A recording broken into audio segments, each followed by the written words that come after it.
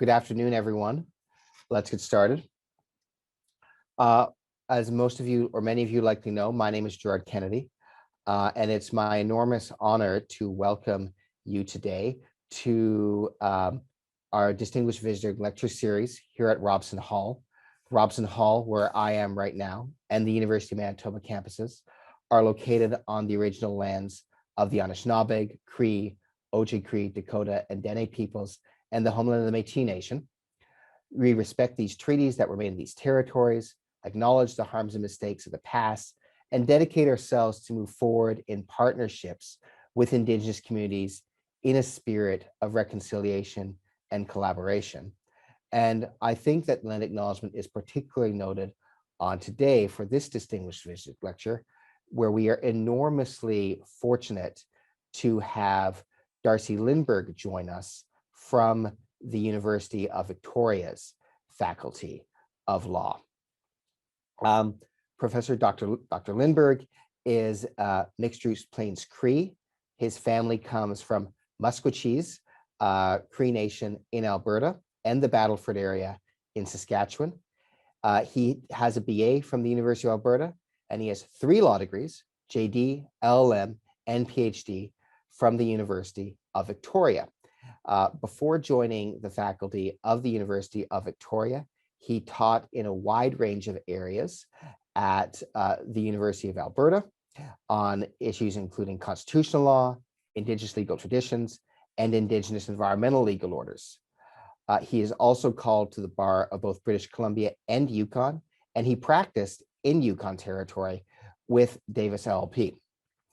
At University of Victoria, he focuses on Indigenous law, ecological governance through Indigenous legal orders, gender and Indigenous ceremonies, and Indigenous treaty making.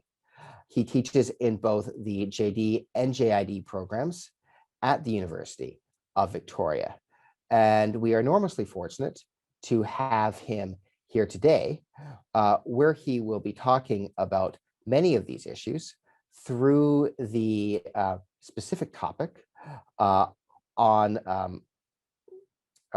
related to Cree law and what we can learn from it at this point in our history. So with my enormous pleasure to turn it over to Dr. Darcy Lindberg. Thank you, Gerard, for such a great introduction. Tansei Kakiao, Nia Darcy Lindberg. I'm Darcy Lindberg. Grateful to see you all here and to meet you. As Gerard mentioned, my family comes from the maskwâcîs community, Samson Cree Nation. Mary Suzanne Muskego-Pot turned Potts turned Mary Suzanne Fraser. That's my family from that nation, and then the Battleford-area as well. Arcans and wolves and Ouellets flowing through there. So that's on my mom's side. On my dad's side, Swedish Canadian for the most part, and one of his grandmothers, so one of my great grandmothers was from the Pappas Chase Cree, that line as well. So grateful to be here. You may hear my 3-year-old is playing outside this room here as well.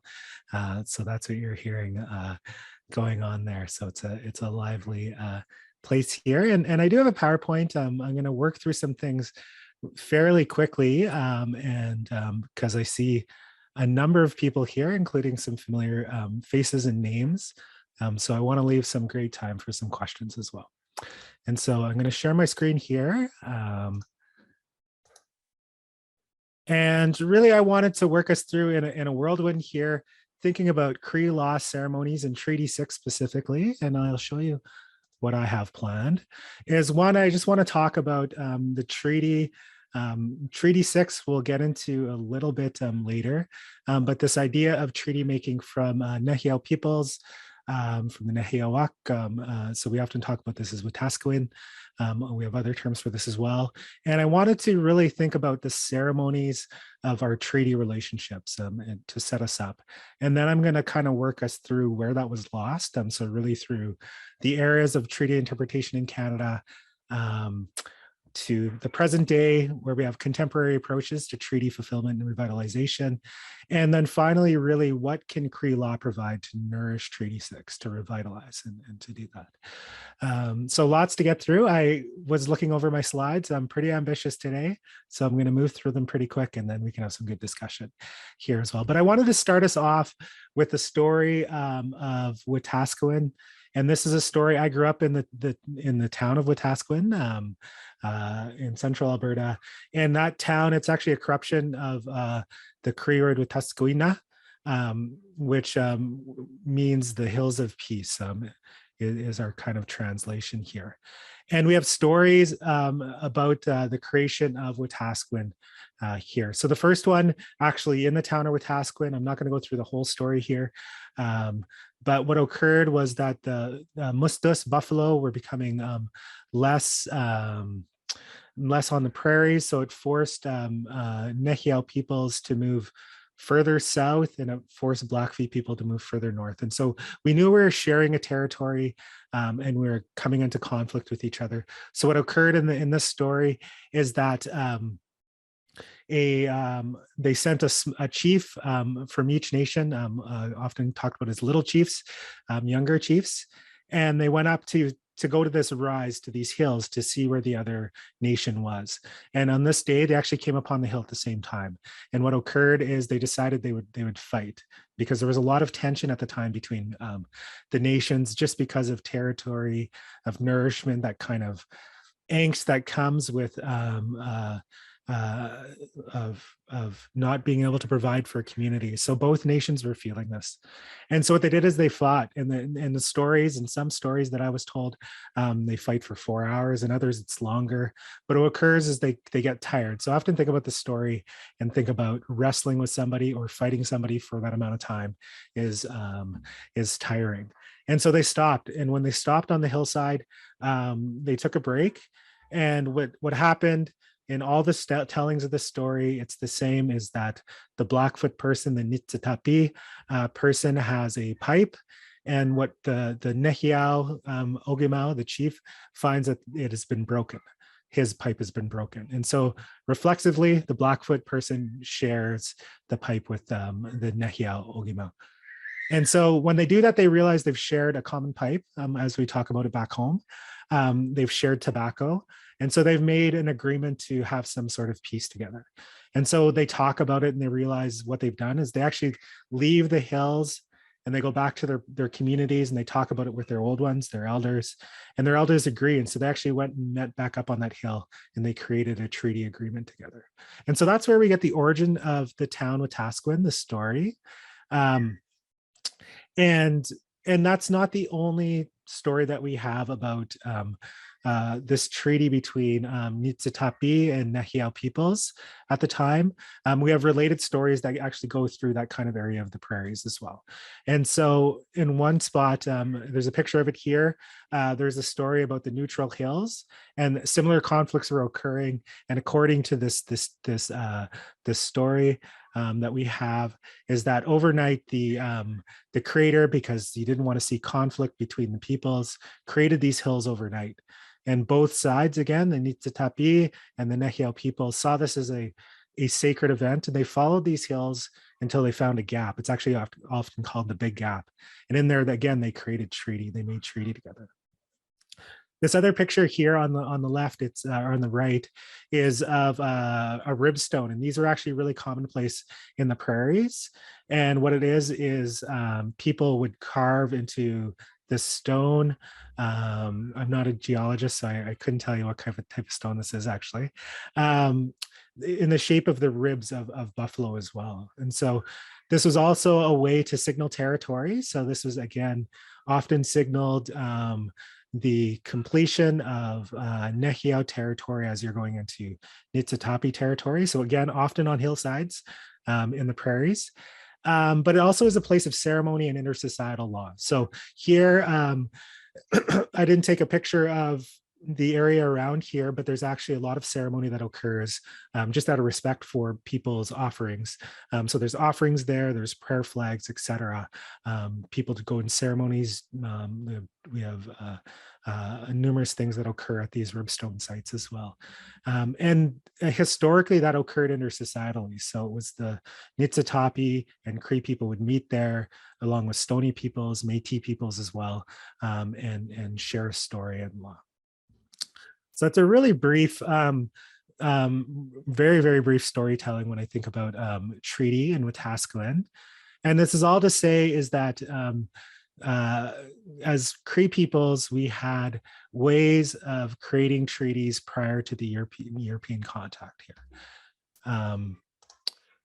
And so what has occurred is there's been this colonial repainting of treaty making, including Treaty 6. And so a lot of the work that we're doing today is to undo the harms that you see in this picture. And so this picture here is from my former employment area, the University of Alberta in the Rutherford Library. And it's a painting of Treaty 6. So it's done by H.D. Glide, non-Indigenous artist, and made this in the 50s. And you can see these tropes about treaty making showing up in this painting. And so I'm always really struck by the positioning they have of people here. So for example, you see this person holding this English flag and Indigenous people below, but also just the imagery of peoples as well. You can see, you know, the Indigenous people, Cree people, I would say, it's supposed to be in this here, are all muscle bound and lightly clothed, and then European people are above as well with, you know, finements and the like as well. And so really this is, I often use this in classes as well, because I actually talk about students at the University of Alberta, and they would say this is actually their first kind of imprint on Treaty 6. They're seeing images like this that has all of this colonial positioning going on within it. And so really the work that we're doing when we're revitalizing Cree law is to work against that colonial painting in that as well. And so I wanted to quickly go through what I see as areas or eras of treaty interpretation and fulfillment in Canada generally. So pulling back for a little bit from nêhiyaw views of treaty, and want to walk through these pretty quick. So the first one is this, I'm borrowing this term from Kelsey Wrightson has used this term in her writing, terra nullius era. And so it's the opposite of terra nullius, but terra nullius means that lands were occupied, there was law, there was governance, there was political ordering, not only from human to human, but also it was full of relations with non-human agents, beings, and things as well. And so that is the world that European people came into when they came into Canada. And so there was this practice of intersocietal relations in law since time immemorial. So again, putting myself back into my family's shoes, we had an iron alliance with Stoney peoples and Métis peoples in the prairies, this treaties of Watasquin as well. So these are practices prior to European contact of intersocietal relationships, law, treaties, agreements, alliances, etc. So when Europeans came to Canada, they provide complexity to these relationships, but often they didn't flatten these practices, right? These still continued. And so that's highly evident when we think about the Royal Proclamation and the Treaty of Niagara. So the Royal Proclamation, so British Proclamation, says that Britain is going to relate to Indigenous nations on a nation-to-nation relationship. So that language still exists today, and that Indigenous peoples would not have to deal with local governments. So really think about local government provinces or towns regarding land and land cessation. So the Royal Proclamation does have some deep colonial ties that we won't get into here as well, but you can see it was based on this relationship of nation to nation. And so understanding that, Indigenous nations in the East all gathered a year later to sign the Treaty of Niagara. And so there's 200 Indigenous people, or 2,000, sorry, from 22 nations were there, and they talked about, then you can see Indigenous forms of treaty making we're leading the Treaty of Niagara. And so examples of this are the wampum belts and the whole legal process behind that as well, which I won't go into too much detail. And they're not from my nation, so I can't speak on large terms on them. But you can see these three that were present at the Treaty of Niagara, the Covenant Chain Belt. And so we know that one. It's an alliance, again, thinking about the differences between nations and knowing that silver will tarnish, that it actually is going to require polishing from time to time. So think about the idea of renewal in these sort of, in the way Indigenous nations are thinking about treaties. And so the Covenant Chain Belt is saying this needs to be renewed, this relationship. And then we had this 24 Nations Belt, which was talking with the nations who were there at the Treaty of Niagara. And it was an inexhaustible chain, as is described, and also had a large economic aspect to it as well. And then the True Row Belt. And so this is the principle of non-interference between nations, that going down the same river, but in the same sort of different vehicles, can provide mutual aid, but retain your autonomy as well.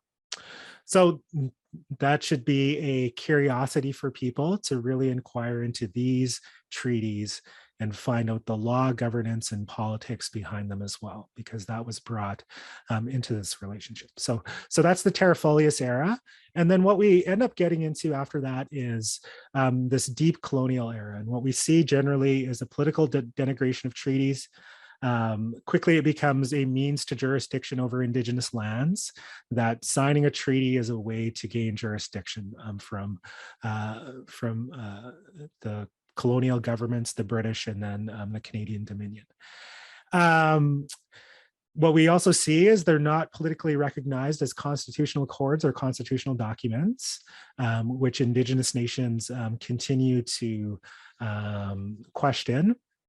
And I'll talk a little bit about that later.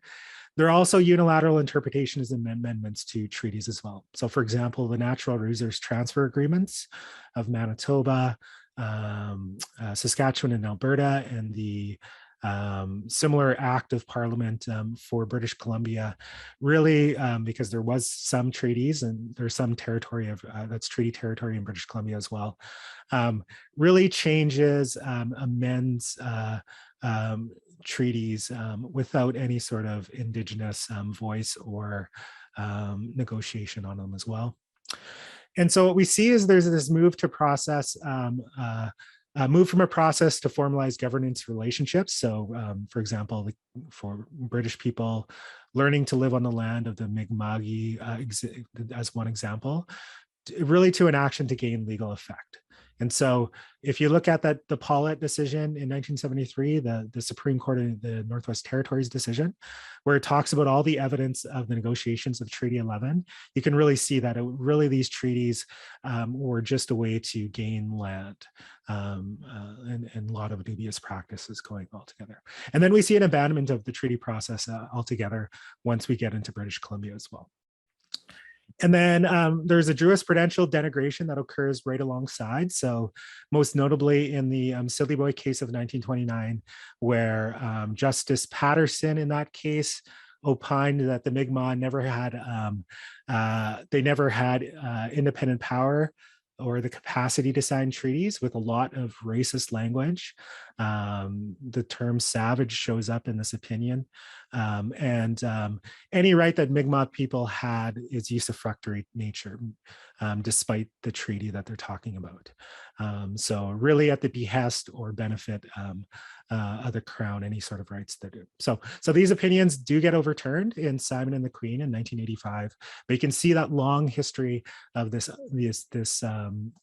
jurisprudential treatment of not only specifically the 1752 treaty between the Mi'kmaq and the British, but also other treaties as well. And so finally, we enter the era of treaty interpretation, or of the constitutional era. And so I take it everybody on this call is law professors and law students, or familiar with this, so I'm not going to go into detail here. But we see the entrenchment of treaty rights through Section 35 leads to a sui generis approach to treaty interpretation. And here is just a nice outline of where we're at, with obviously some corollaries and nuances in other jurisprudence, but this was from the Marshall decision in 1999, talking about this new canon of historical treaty interpretation here. So I'm actually going to come back to this a little bit later here. It's the constitutional era. I say that only in that there is a protection under Section 35 here. Okay. And so that really goes to where we are today. What are the approaches towards fulfillment of treaty? And so I like to change the language on when we think about treaties, instead of interpretation, thinking about treaty fulfillment, right? And there's a number of reasons why I like to change this language. One is treaty interpretation can seem apolitical, but when we start to think about fulfillment, it necessarily brings in that sort of political aspect to when we think about treaties, because treaties were meant to be fulfilled, right? Nobody would enter a treaty and be like, I hope I get a good interpretation of this, right? And so our goal, and it might not be the legal profession's goal or work, but our goal should be the fulfillment of treaties, right? And so I like to change that language towards that. And the second one is that really allows, really related to that, is from Indigenous nations. And so from, you know, not only my family, but also communities that I'm working with. This is really where the conversation is how do we fulfill treaty promises, treaty relations, right? And so what we see here contemporarily is there's a number of approaches.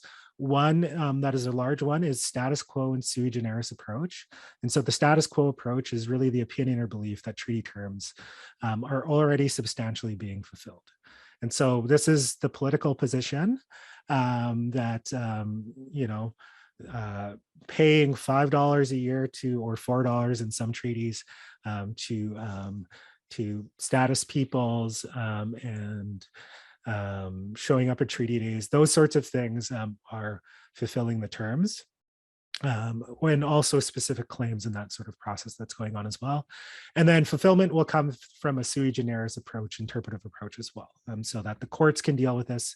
They have a framework that if there is anything that is wrong with the fulfillment of treaties, then it can be litigated, right? And so that's an approach that we see a number of people take. Others have talked about a pseudo-contractual approach. So we know in the jurisprudence, looking at treaties akin to contract has been rejected. I don't think anybody necessarily wants that, but there are people who often do talk about it in certain terms, right? And so the two of the large areas we see these conversations, one is the argument that the agreements were with the British Crown, thus only the British have the ability to renegotiate, et cetera, uphold duties, responsibilities of treaties. This has actually been litigated in 1982. There was a consortium of Indigenous groups that took a case to the British House of Lords to ask about this as well. And then there's another one that pops up in a lot of conversations as well, is the argument that treaty signatories did not have the right, according to Cree law, to secede land.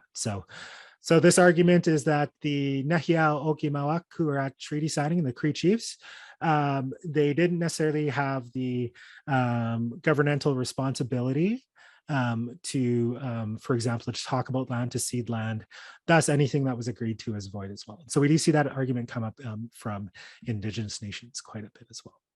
And then there's this spirit and an intent approach. And so this really comes from the work that I do with some of our Cree communities, is that there's a process of renewal, mutual aid, and the political relationship is vital to Treaty 6.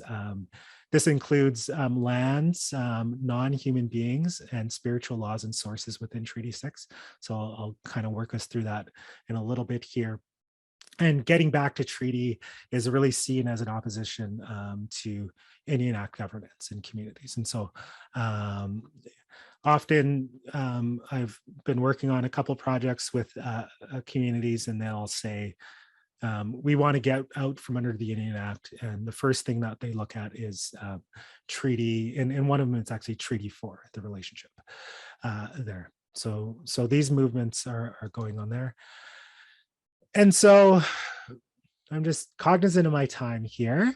And so what I wanted to just show is when we think about the approaches towards fulfillment of Treaty 6, that Indigenous legal orders, so for example, Treaty 6, Cree law can really breathe life into the spirit and intent of the treaty. And so I'm going to do a very quick kind of, I don't know, talking about our epistemology is the way academics talk about it, ways of being, theory, philosophy, those sorts of things as well. But our word for law in nêhiyaw in the Plains Cree language is nêhiyaw. And the etymology of this is actually the act of weaving or braiding or bringing things together. And so it's really thinking about a legal order that is based upon the inclusion of a number of institutions, peoples, resources, etc. as well. And so often I use my hair as an example. It's in a braid. I always use this because it's embarrassing for me. My split end hair at the end are easy to break off if you pull on one. But if we are really housing our law with a number of things, it becomes really difficult when we pull on the braided part. And that's the way that we theorize or think about law in that way. So what that means is law derives from a number of sources. Often people talk about it as decentered. I often think about it as constellating. We have stories, we have our language, we have just the histories, testimonies, and wisdom of our old ones. We have ceremonies. We have land relationships that really give the strength of Cree law. Right. And so I want to walk through just some legal principles that we have here that are really focused on treaty relationships. And so that's Wetaskiwin, Huagotawin, and Miowachitawin. And so in the interest of time, I get into a little bit more detail here. And so Huagotawin in treaty, it really informs treaty because it's understood that European peoples were entering into a familial type relationship with the nêhiyaw when Treaty 6 was signed. And so with that, nêhiyaw peoples undertook responsibilities to look after European peoples as kin. So the idea of aid there. And we actually have in our communities and nations really structured ways of thinking about Lakota. So there's family governance, and this is guided by laws, rules, protocols, and processes. And so you can see the writer Harold Johnson writes about this in that quote here, saying, European peoples actually are being adopted in as cousins. And so that placement as cousins, that actually sets out a legal relationship within Plains Cree law.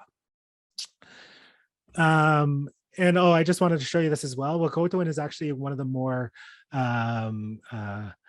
intersocietally understood terms now, and there's lots going on when we think about Wet'suwet'en. And so just wanted to show how Wet'suwet'en is really centering a lot of different projects, classes, schools.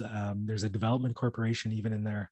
So Wet'suwet'en is having this sort of revitalized use in our dealings. And then how Miowachitawin informs treaty.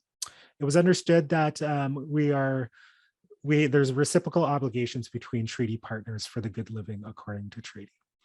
And so, so think about this, think about what you understand from Treaty 6 and, the terms and the obligations and fulfillment in that way. But when you think about reciprocal obligations for good living, then we talk about that as miopamatswin. Then you could start to see the renewal of that relationship. So it isn't just about a treaty term that is down on paper, that is negotiated, but it becomes something that there's consistent relationships with each other where they're checking it, right? So you actually do see this formalized in certain terms, written terms of the treaty, including the famine and pestilence clause in Treaty 6 and the medicine chest clause as well. But again, with Miowachitawin, the idea of renewal becomes a really important part of this as well. And so I want to talk to you, well, maybe I'll wait till I do this next slide here as well. And then Wetaskiwin, right? I'm proud of myself. I avoided my cars cost less in Watasquin joke that I inevitably end up doing at the start when I talk about where I'm from.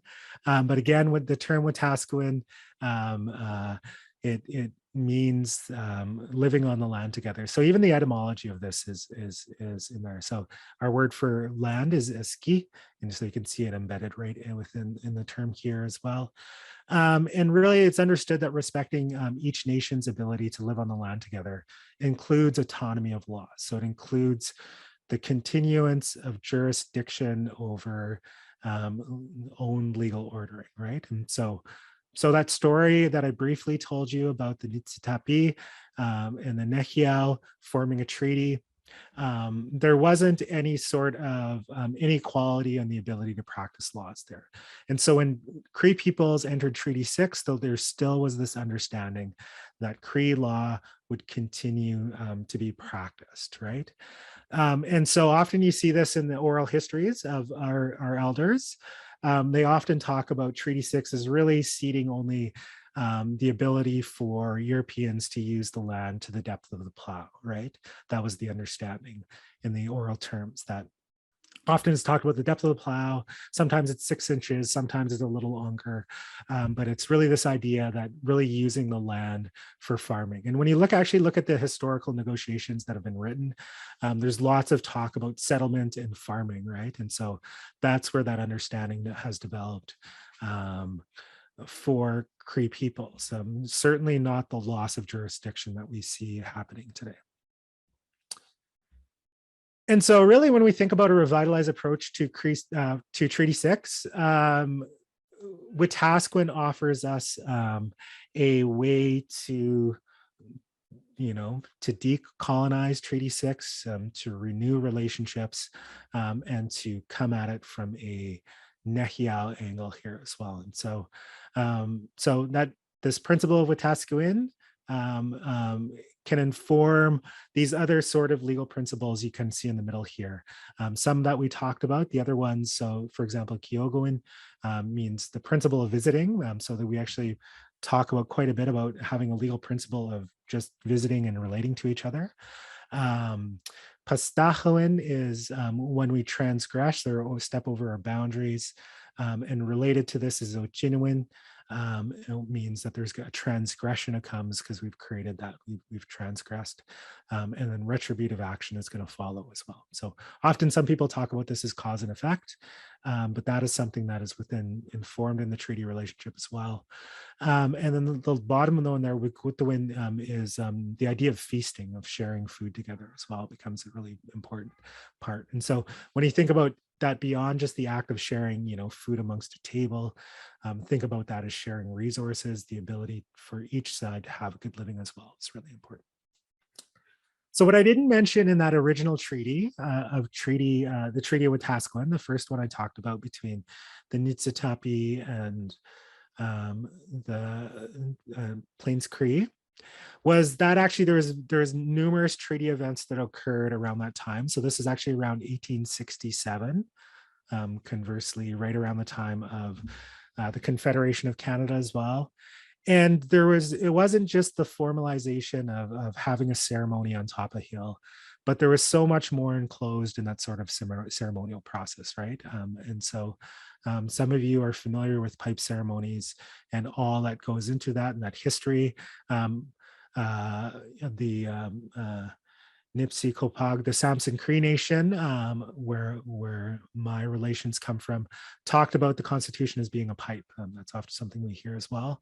But also when they were making this treaty together, there was all these other parts of the ceremony, like, for example, Cree people would invite Blackfoot people into their house, into their migiwap, into their homes for 4 days, and they would live amongst each other just for 4 days as part of that treaty. Leaders, Ogimao, would kiss each other on the lips to formalize treaty, all sorts of things. And what this is creating is not only a relationship and an understanding, but it's also creating moments of vulnerability, if that makes any sense. So think about that time when people laid down their weapons, but also kissing each other on the lips and coming into homes.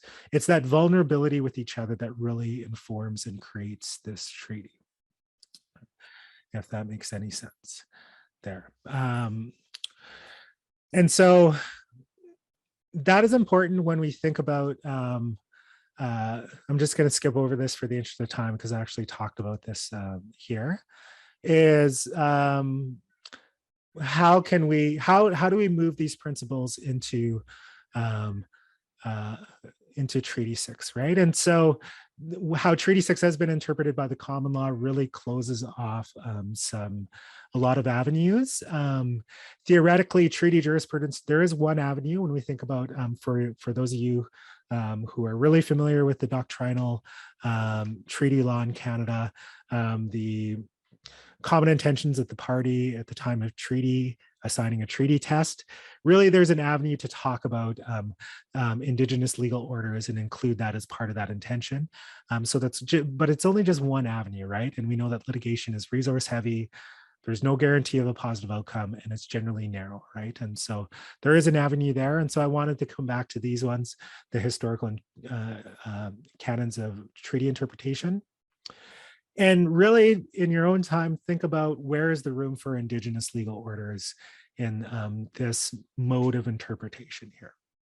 And so I've already tipped my hand, and what I think is that the third one here, the best interpretation that reconciles the interests of both parties. There actually is a lot of really fertile room for using evidence of Indigenous laws there, but other than that, who knows, right? What can be? And we know these treaty cases take decades, sometimes 2 decades to really go all the way forward and to get a ruling as well. So there is a couple of thinkers. Again, I'm going to refer to Harold Johnson, who says, the Constitution of Canada cannot modify treaties because treaties are the source or justification of the right to be here. So that is a common refrain from nêhiyaw communities and leaders. And then John Burroughs, as he does, speaks in this working through the jurisprudence way, says that treaties should be seen as reserving for Indigenous peoples every power of governance. And so again, going back to that idea of where was jurisdiction and governance powers lost in these treaties. And so finally, when we think about the revitalization of Cree law through Treaty 6, or the revitalization of Treaty 6 through Cree law, however you want to look at it, there's constitutional approaches as well. And so the first one is really calling for a return to the relational aspects of Treaty 6, including ongoing renewals. And with this, I was in a meeting and they were talking about the funding within the federal government for treaty relationships. And I believe it was like, I can't remember the exact number. I think it was like 95% is of money and resources goes towards the negotiation of modern land claims in treaty agreements. And the rest goes to historical treaties. So again, that sort of like status quo approach is what we see in the federal government. So there's a large challenge there. Some people advocate for a treaty federalism model that Indigenous people's position within Canada's constitutional array can be done if we think about treaty federalism, that treaties provide that sort of constitutional impetus for Indigenous peoples to sit in certain areas of governance. And there is a large challenge through a constitutional approach really to avoid rights recognition models. That is, a federal provincial government saying, we recognize this and we're going to give you jurisdiction over this, usually piecemeal. But again, that sort of funding is tied to ongoing sort of advocacy, which gets into this really rights recognition relationship that becomes really difficult there as well. And so the stone that you see out here, this is Wetaskiwin in central Saskatchewan. And this was actually a site again where a number of Indigenous nations would meet seasonally, or I would say yearly, usually in the summer. And they would have ceremonies there. It's a site of intersocietal law, sharing stories, all sorts of things as well. And so again, that practice of ongoing renewal was something that was really important for Indigenous nations prior to European contact, and is vital now when we think about treaties as well. And so returning to the ceremony of Treaty 6, I'm going to conclude here, is that the treaty relationship really requires an equal use of forms of law, governance, and constitutionalism. So really what this requires Crown and legal representatives of the Crown and the judiciary. The way I think about it is to engage in the ceremony of treaty law. So not only, pipe ceremonies that were there at Treaty 6, but all those really nuanced old historical ways that we created relationships with each other as well, living in each other's houses, kissing each other on the lips, those sorts of things. Maybe not those, maybe, but that idea of vulnerability and understanding that one nation's good living requires others' good living as well. And so that's where ceremony gets us in one respect. The participation in the ceremony of law really must move beyond the preambles. So in written legislation, often we see, these kind of effects put in preambles that has to go into the body, but also figuratively, we have to move beyond just, the idea that this relationship, yes, people will engage in ceremonies, but then it gets down to that kind of negotiation where it's devoid of that as well. Because again, ceremony was a part of all of the processes of Cree treaty making. And then I put this, we must avoid flower and $5 days as well. And so treaty days where, an RCMP or redcoat in my family, as we talk about them, shows up, gives $5, and in some nations, flower as well. Again, that kind of ceremonialism about treaty, but there's no actual real substantive relationship other than the status quo, right? And then finally, we do see this as well with the judiciary of judges taking that time to go out and to include ceremony and law, not only in their practice, but their growing understanding of Indigenous peoples, Indigenous law, and Indigenous governance. And so there's I just want to point people to the Restool decision in 2018 towards the end. And you really see it there where Justice Hennessy writes about that whole process of ceremony being included in the litigation process, and the concessions that both sides make to make it happen, and all the learning that goes along the way as well. So I'm not going to read out that quote, but the last section of that decision is titled Miigwech, which is the Anishinaabe word for thank you. And you can see that there's a lot of healing that needs to go on when we think about returning Indigenous law into treaty relationships, as I talked about with Treaty 6 here. Okay, so I think I went over a little bit longer than I thought I would, but I'm going to stop sharing here, and I'm just excited to see what questions or comments you might have for this.